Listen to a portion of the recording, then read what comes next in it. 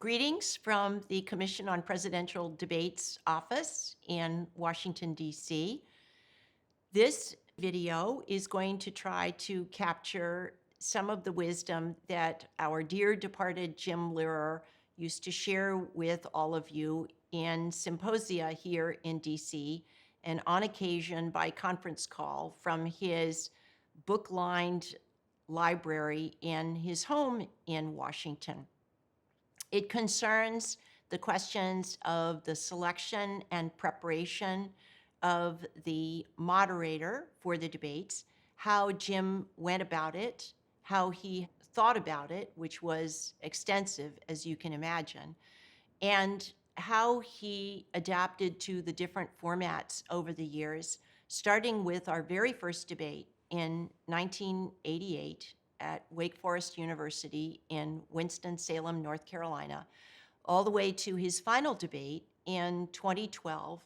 I am going to try very hard to channel wisdom from on high. I hope Jim is listening. I hope he is putting it all right here in my head so that I can share it with all of you, and it will be a first step in building an album of information regarding moderators and how they go about doing their jobs in the United States and all of the other places that are represented by Debates International.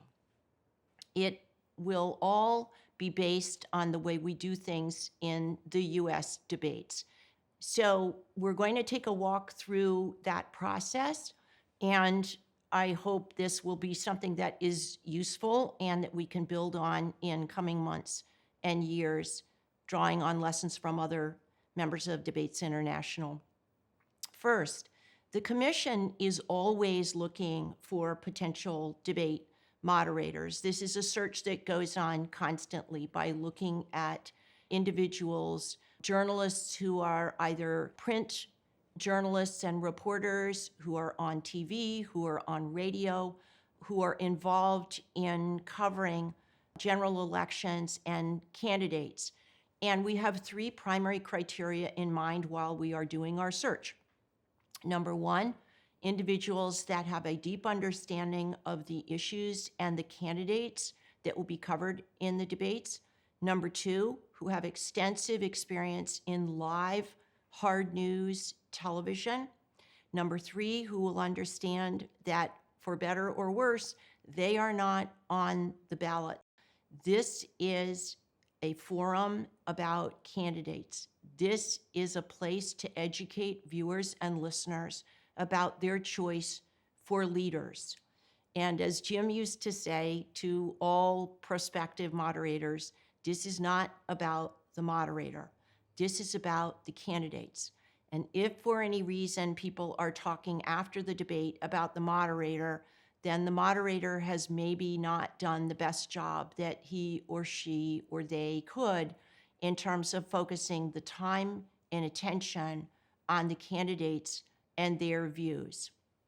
So with those criteria in mind, we also try very hard to get a good representation of age and gender, and to keep in mind what format an individual journalist is going to be moderating. There's obviously a big difference between a traditional podium debate with the candidate standing behind the podium versus a seated debate where the candidates are seated with the moderator at a table versus town meeting where citizens are chosen to ask questions of the candidates, which is in many ways more like theater in the round. So the question is, what strengths does an individual journalist bring to one of those formats as opposed to perhaps the others? There are many people that obviously are smart and who have done television. Doing a debate that is going to as many as 120 million people worldwide in real time is another task entirely. Our debates are 90 minutes long. They have no commercial or any other kind of break. So this is a big lift for the moderator who is out there conducting this conversation for the full 90 minutes with only one person in their ear. And that is our executive producer, Marty Slutsky, who has a very light touch.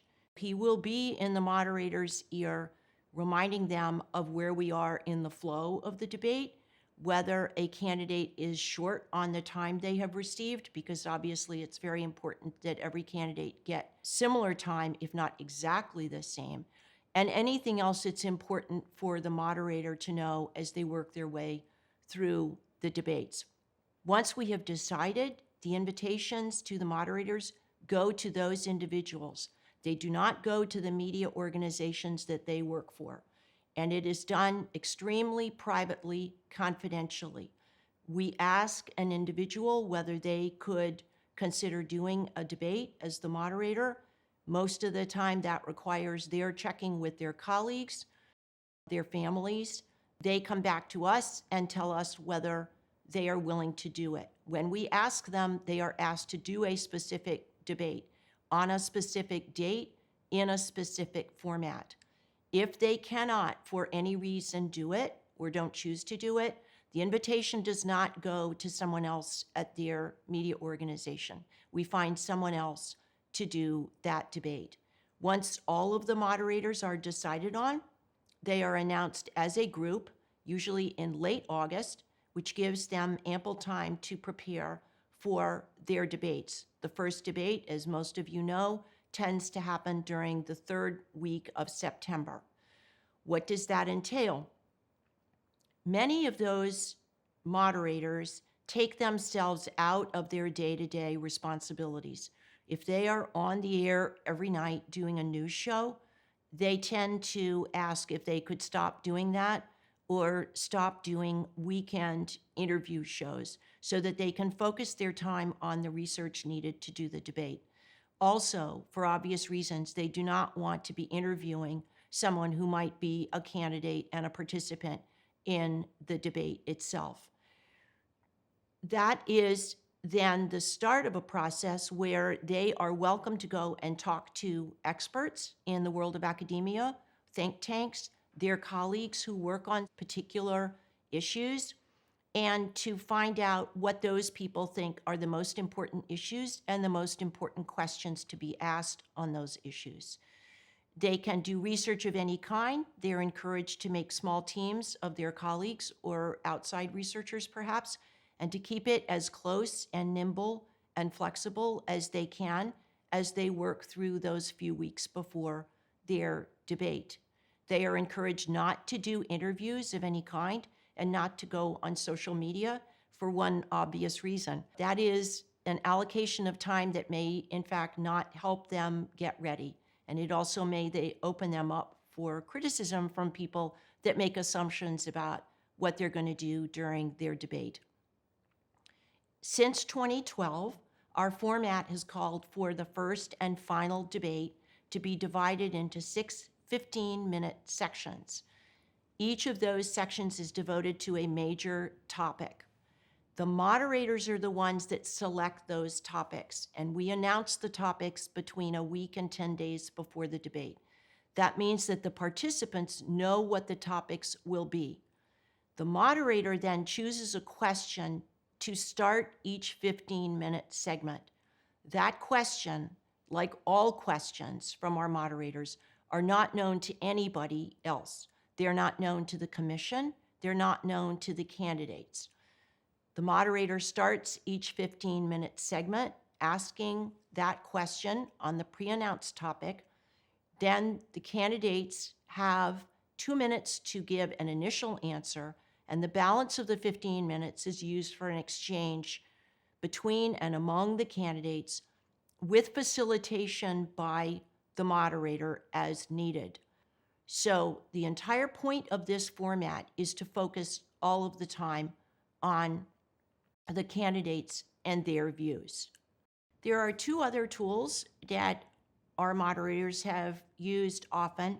One is to have mock debates with their colleagues who stand in as the actual debate participants. This is obviously an extremely valuable opportunity for the moderators to test the way in which they will respond if a candidate decides perhaps to speak longer than is allowed or to directly address something that their opponent or opponents have said, to test ways which Jim was a past master of, to try to bring a stop to the conversation gracefully. Obviously, when you are moderating a debate at this level, which may well include the sitting president, the sitting vice president, or a former vice president, you want to be dignified and respectful of the debate participants. Jim was an expert in using very subtle signals, such as holding up a hand to indicate to someone that their time was up. He was very big on the advantages of having the candidates seated at a table with the moderator because, as he said, the proximity allowed the moderator to look very pointedly at a candidate and convey a message as to whether their time was up or whether there was some other signal that he wanted to send in terms of the conversation moving forward. Jim employed a technique that was very interesting. It was personal to Jim, which was that he only looked at the person who was speaking so that he didn't get distracted by the opponent or opponents, that it allowed him to only focus on the person that was answering the question or engaging in the conversation. That is a very interesting technique to think about as you ponder what is respectful and effective in terms of a conversation staying on course. So mock debates allow the moderators to test different things with their colleagues who can also be very candid about saying, I thought that worked, I thought that was not so great. Over the years, there is an alumni network of debate moderators who consult with each other. Chris Wallace, as soon as he was invited in 2016, went to talk to Jim. Kristen Welker went to talk to Chris. It is a very important thing to consult with people who have done this. It's a small group of people. They've been there. They know what it entails, and they're generous with sharing their ideas and their suggestions for how to think about the entire event. The day before the debate is when the rehearsals for the moderator start on site. The moderator has a full opportunity to come in more than once if he or she wants to, and to test everything that is on the set. The lighting, the microphones, all of the timing devices that are in the desk, saying what kind of devices they would like, and to see the relationship between their position and the candidates' podiums, or their position versus where the candidates are seated at a table with them.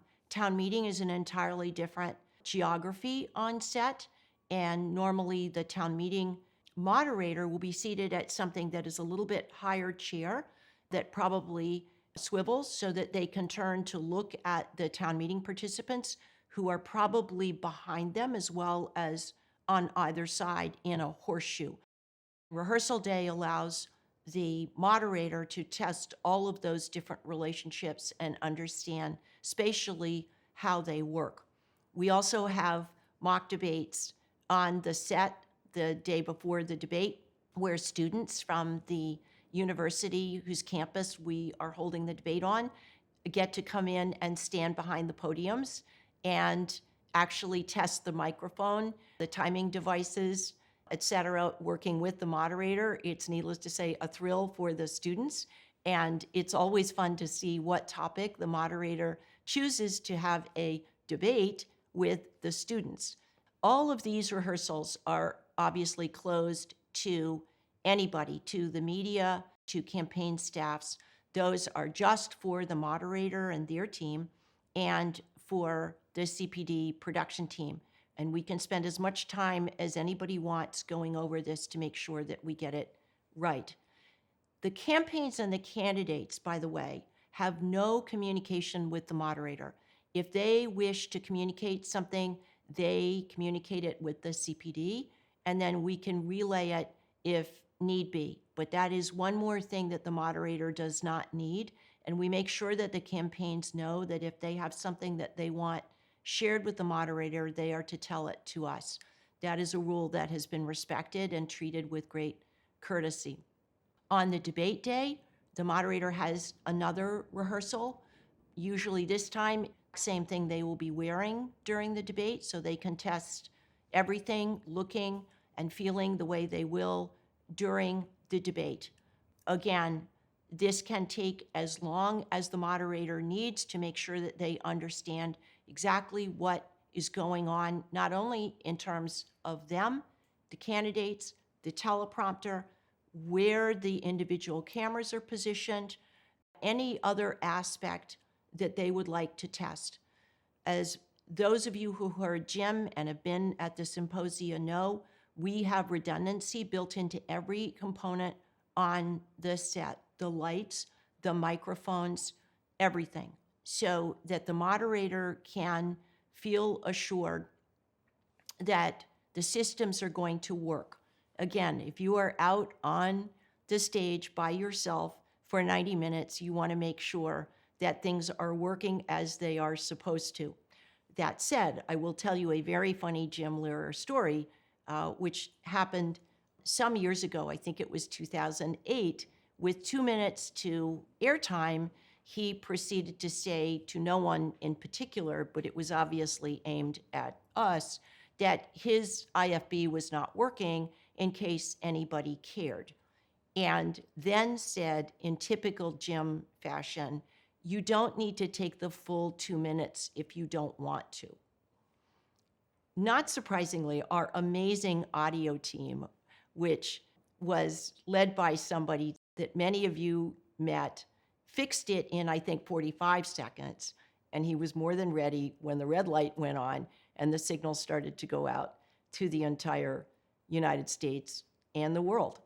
So it brings to mind something else, which is that a moderator has to be incredibly calm and focused, regardless of how many tummy butterflies are in action.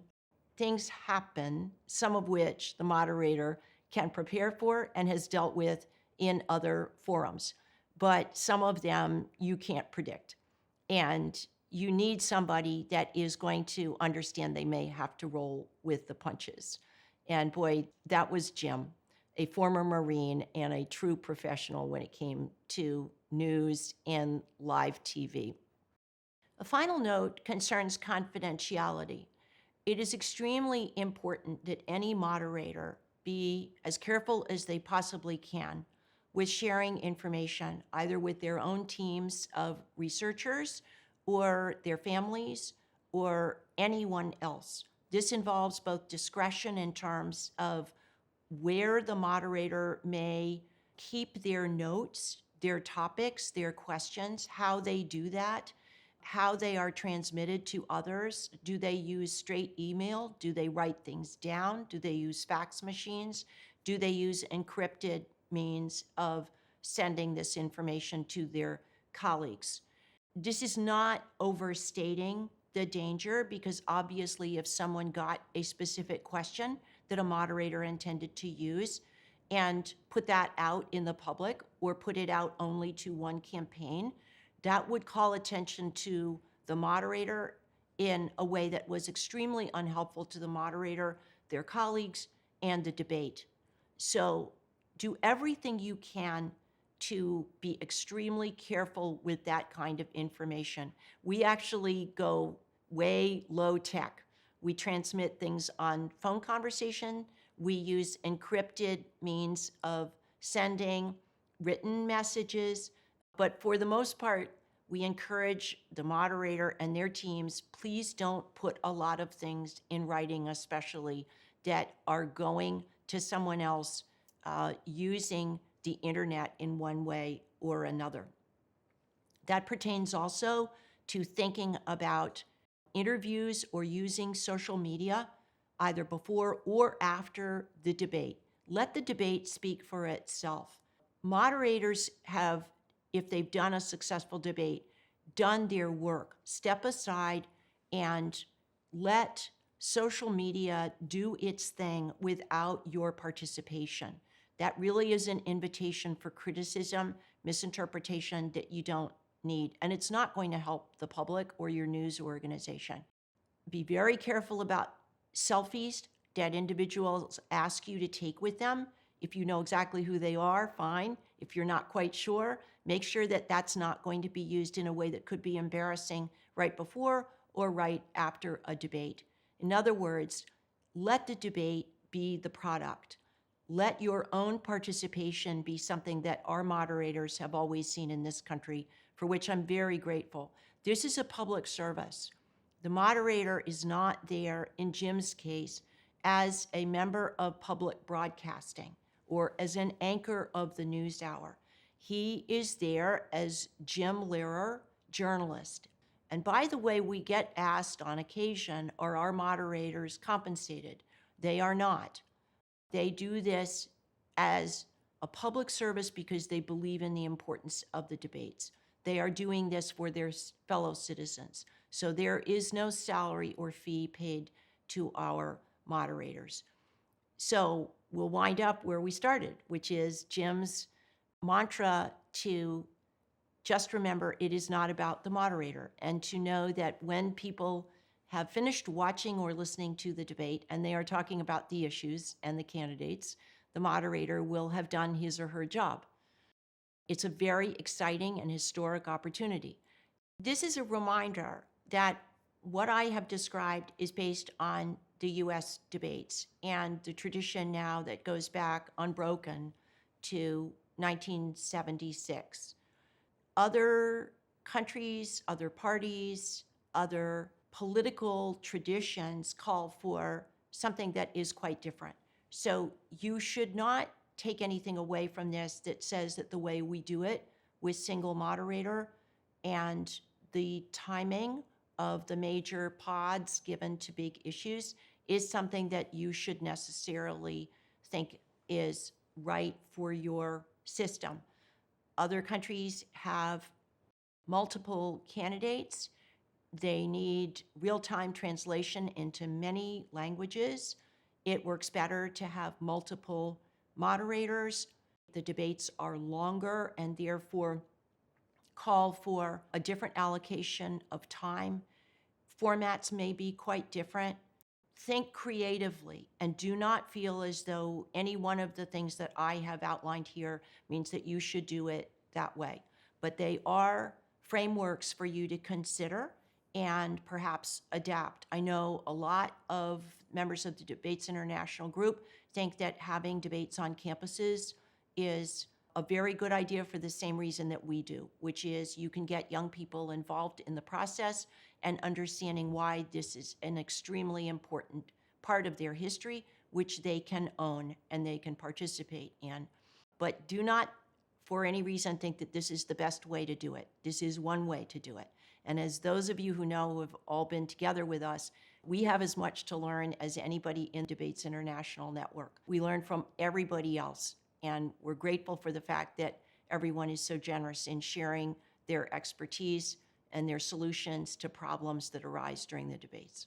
The CPD is always here to help answer any questions about any piece of what I've covered in this little video or any related question. Thank you so much. My best to all of you. Look forward to seeing all of you and being together virtually or in person soon.